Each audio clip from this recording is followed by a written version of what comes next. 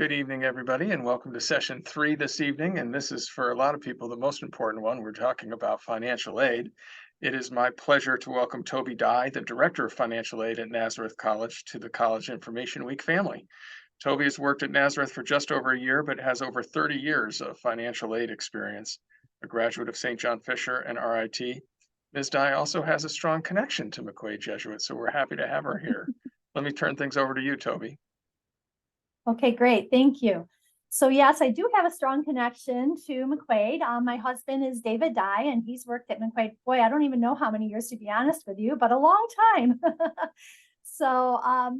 Anyway, so we are going to talk about financial aid today. And I can tell you that I have been in financial aid for 34 years, and I have never seen the number of changes that are coming down the pike for financial aid for the 24-25 year.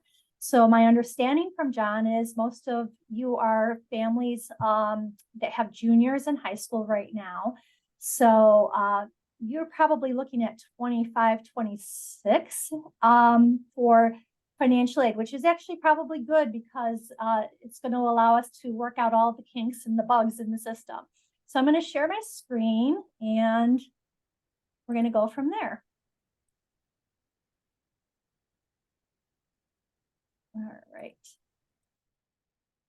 So some of the things that we're going to talk about tonight are what is financial aid, what is the cost of attendance, the student aid index, what is that, financial need, categories, types, and sources of financial aid, the free application for federal student aid, special and unusual circumstances. So what is financial aid? Really, it's just funds that are provided to students and families to help pay for post-secondary educational expenses. A cost of education is made up of tuition and fees, housing and food, books and supplies, transportation, and miscellaneous and personal expenses that a student may incur. So housing and food will be estimated regardless of whether a student is living on campus, off campus, or at home with parents. They still will have a cost of education that will include that. If you have filed the FAFSA before and you have other sons or daughters who have already been through this process, you probably are familiar with the term expected family contribution, or EFC. That is being changed to student aid index, or SAI. So this is still going to be a number that is provided to financial aid offices to help them determine a student's financial aid. But the terminology is going to be different and the calculation is going to be different. So forget EFC and hello SAI. How do we determine financial need? We take the cost of education or the cost of attendance, we subtract off the student aid index, the SAI, and that is your financial need. So there are different types of financial aid, some of which we refer to as gift aid or self-help. So self-help is really loans and work programs, and gift aid is scholarships and grants that do not need to be repaid. So the federal government provides different forms of financial assistance. The federal Pell Grant is a need-based grant that does not need to be repaid. The federal SEOG grant is also a need-based federal grant that does not need to be repaid. Schools have limited funding on an SEOG grant, so typically they will award that to somebody who has the full Pell Grant eligibility. Then there are federal work-study programs in which the student can work on campus and earn funding. Generally, those most students get paid bi-weekly. Most students will use that for their personal expenses. And the real benefit of that is that whatever a student earns on federal work-study sort of gets subtracted out on the FAFSA form for future years. Then there are federal direct loans and federal plus loans. So these are federal loans that the government makes available to families. The federal direct loans are student loans. So a student does not need to have a credit history in order to secure these loans. They are based on the student's academic level in school.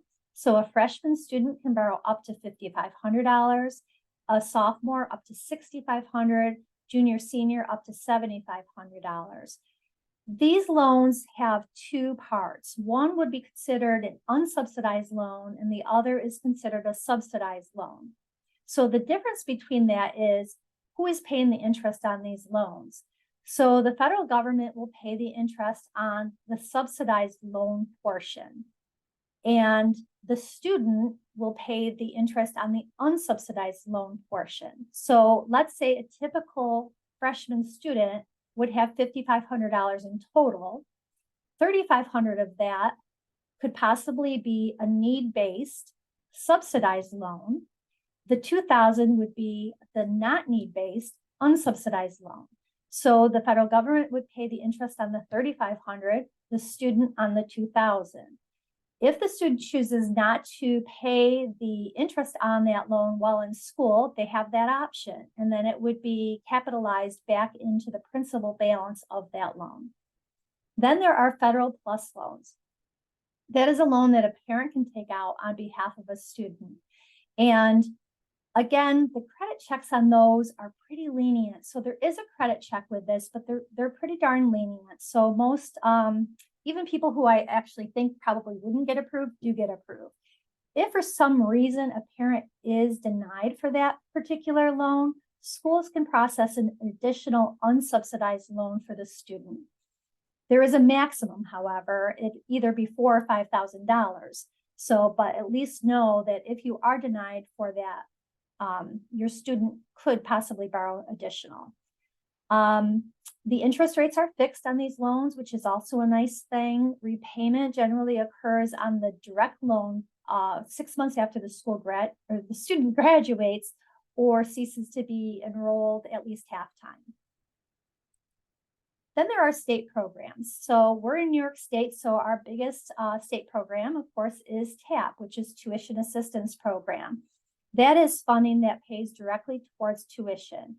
If you are looking at staying in state, this is something that you could possibly qualify for and would want to apply for. If you are going out of state, this is not a program that they would allow you to take out of state. So there are residency requirements for this particular program, and they also have merit-based scholarships as well. So they're not all just need-based. The information provided on the FAFSA is generally used on the state application too. So for 24-25, there's a little bit of a hiccup in this particular system because of all of the updates with FAFSA simplification. So in a typical year, you fill out your FAFSA form, and if you have listed a New York State school and a New York State residency, it takes you right to the TAP application. That won't happen for 24-25. So for 24-25, you will get a reminder that you still need to do the TAP application, but it won't automatically take you to it. So the hope is for 25-26, that will be back in play. So colleges and universities have their own funding, especially private colleges. So, I'll hear some families say, should I even apply to a private college? They're so expensive. And yeah, that may be true, but they also discount. And when I say discount, I mean that they can offer merit and need-based scholarships and grants. So don't discount a private college thinking that you can't afford it. I always tell people to apply to a variety of colleges, and then obviously you can cost compare at that point. So aid can be provided from colleges on a merit or need-based or both. Again, the aid can be gift or self-help or both. And we're going to use the information provided on your FAFSA and your admissions application to make those determinations. Now, deadlines and application requirements may vary depending on the colleges that you're looking at, so make sure that you adhere to those deadlines. So in a typical year, the FAFSA application is available on October 1st. And 25-26, the plan is that it would be available on October 1st again.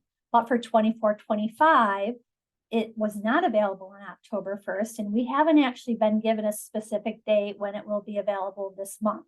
So everybody, the thinking is it will be available probably on the last day of this month, and because by law they have to deliver it by January 1st. So don't really expect it before December 31st is my thinking on that. However, you can go ahead and do what's called an FSA ID ahead of time. And you can do that going to studentaid.gov.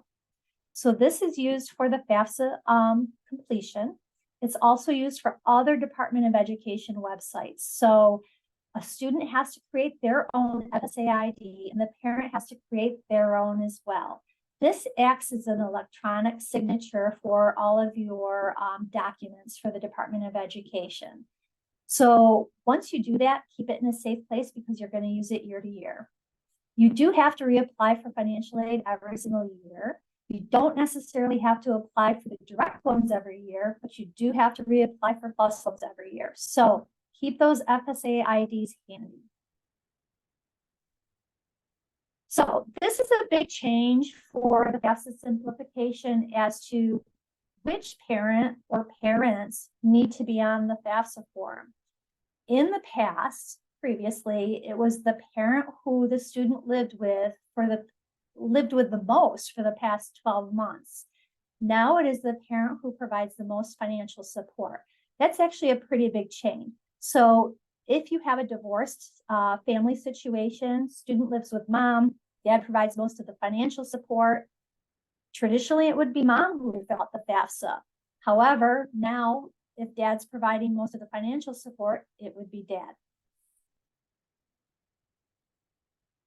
So the parent who puts the information on the FAFSA form is now considered the FAFSA contributor versus custodial parent. So there is what they call a parent wizard that's going to be part of this FAFSA form. I haven't seen it yet, but I'm told that's going to be out there, and it's going to help the student determine who the parent is that's going to be the contributor on the form. So those answers will help them determine that. Then the student is going to need to invite the contributor to their FAFSA. So let's say they've determined that mom is the contributor to the FAFSA, then the student is going to have to provide mom's name, date of birth, social security number, and email, so that that invitation can be sent to mom to contribute to the FAFSA. And of course, we know that not everybody has a traditional two-parent family, right? So if the student's parents are unmarried but living together, both parents are considered contributors. So they both have to have separate FSA IDs and they both need to provide consent. If a student has a parent who their parents have filed a tax return, married, filing jointly, only one parent needs to be the parent contributor. And the reason is because that federal tax information is available and it's for both parents. So really only one parent needs to be a contributor to the FAFSA because it will intake both parents' information. If the parents have filed separately, both parents are contributors and therefore they both need FSA IDs and both must provide consent. So in the past, students and parents were given the option if they wanted to import their IRS tax return information into the FAFSA. And you could say yes or no to that. So for 24-25 and going forward, you no longer have the option. You have to provide consent. So if you refuse to provide consent, then they will stop processing the FAFSA. So consent is a must in this situation. This, however, saves you a lot of time on filling out this FAFSA because it eliminates the manual entry of tax and income information. So it's really quite nice. It will just automatically go into the FAFSA for you. Family size. So this has changed as well. So family size is going to be based on the number of people in your family who are also claimed as dependents on your federal tax returns.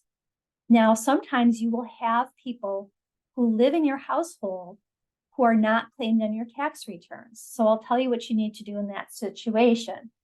So because that IRS information is going to be imported into the FAFSA, it might say that your family size is 4 based on those dependents on the taxes.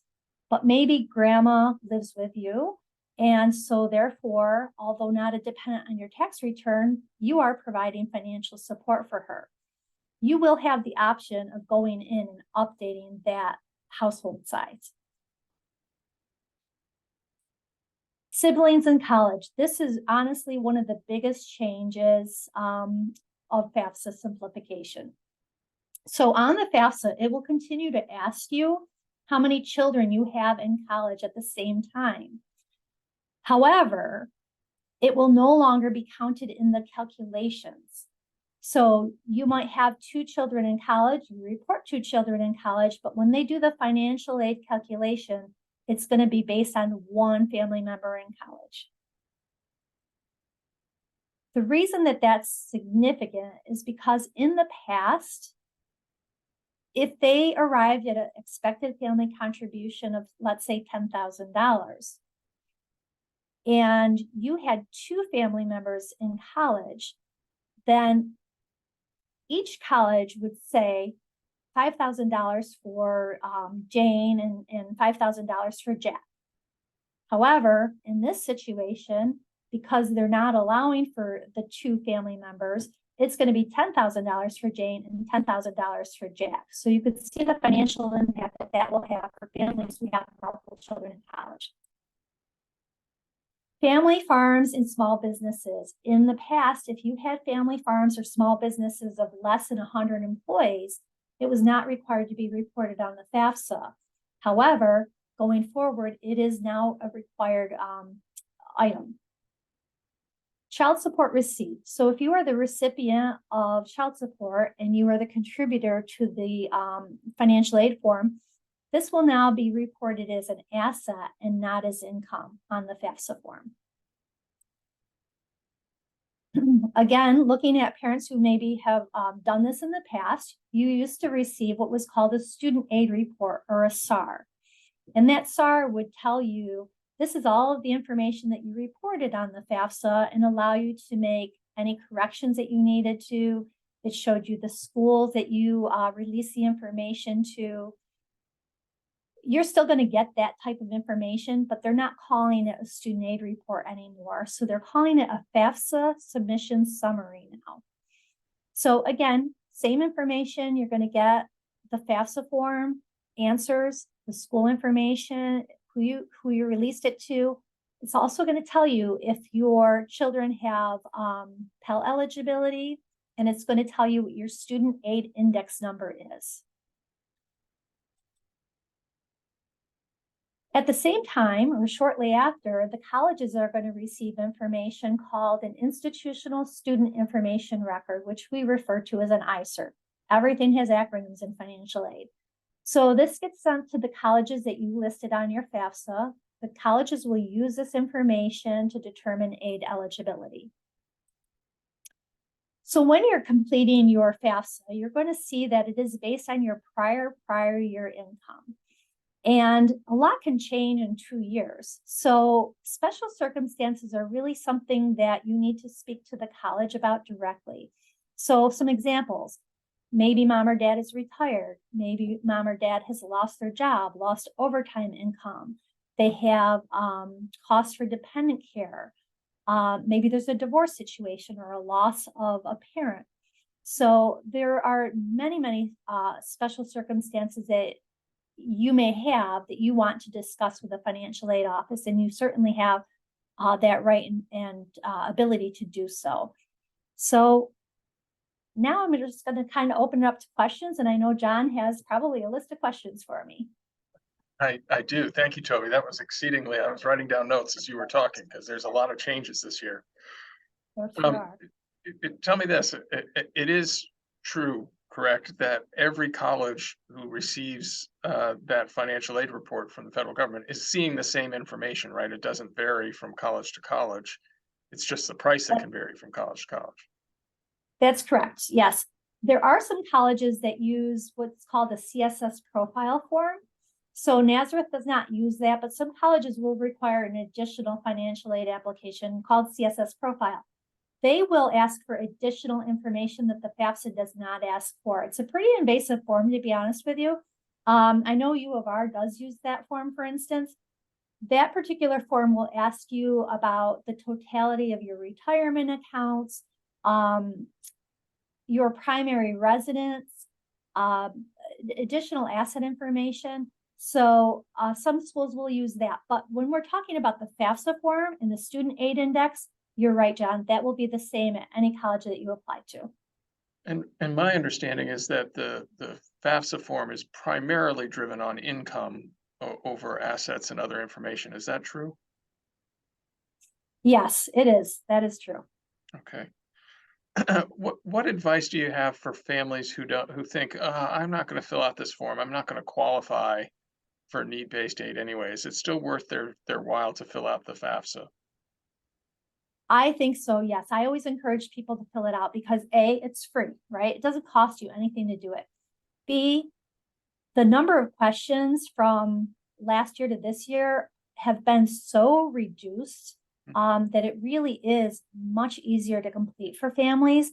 And C, if you want any kind of loan eligibility, you really do need to do it. So even if you don't qualify for what we call need-based financial aid, but you think maybe you want your son or daughter to have some skin in the game and maybe take out a loan, or you yourself need a loan to help pay for some of these college expenses, you would need to fill out the FAFSA. So I always encourage people to, yes, do that.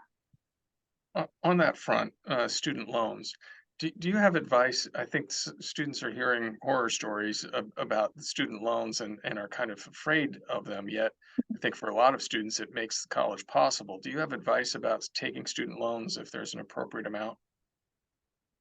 So yes, college loans have been in the news for many years now, right? And so we all hear the horror stories about college loans.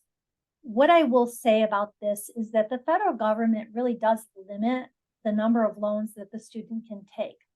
However, there are private lenders who will also lend to students or families.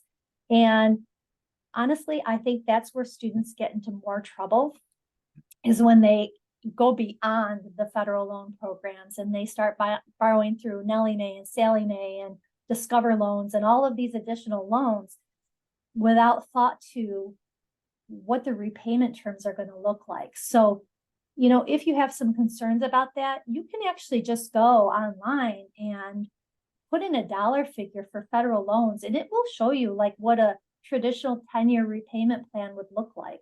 So, if you figure a traditional student maybe graduates in 4 years, takes $5,500 the first year, $6,500 the second year, $7,500 the next 2 years, right? Add that up and look at a student loan repayment over 10 years to see what that loan repayment looks like. So again, it really is the students who maybe take on the debt of their parents' plus loan, which I see that happening, or these alternative educational loans. So it's nothing to be scared of. It's just make sure you pay attention to what your award looks like and try to stay as close to those federal numbers as possible. Yeah, I would say that. And honestly, I mean, maybe I shouldn't say this, but if you are going into a lot of debt for college, I'm going to say it's not worth it. Like if you have to also go out and borrow large numbers of private loans or very large plus loans, I would really think long and hard about that choice.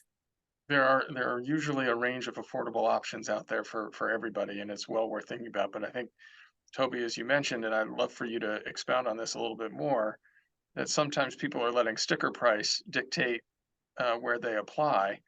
Is it wise to apply to some high-priced institutions, even though you're going to need significant financial aid? Yes.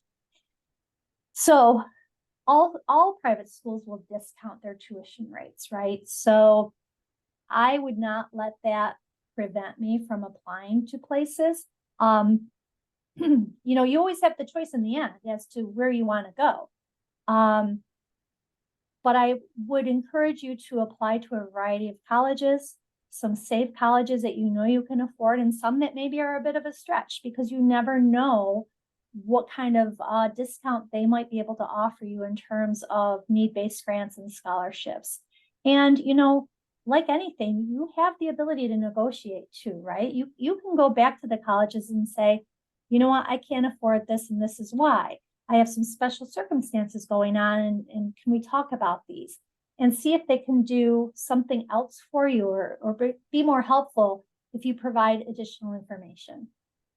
That's great advice. I had one parent in my office the other day, surprised that it was costing her less to send one child to a private institution than it was costing to send the other to a public institution, and it was just because of the amount of aid that was offered, even though the prices were very different. Yeah. Yeah. I think people are surprised by that sometimes. Do you have advice, Toby, for when families now get the FAFSA submission summary back and they see that student aid index number and they go, wait a minute, that's just something that I don't think we can afford. Do you have advice? Is that something where you get in touch with individual colleges? How do you approach that when that number doesn't seem realistic? Well, the reason that they changed the term expected family contribution to student aid index was because it was very misleading. Families thought, oh, expected family contribution, that's all I'm going to have to pay towards the cost of college.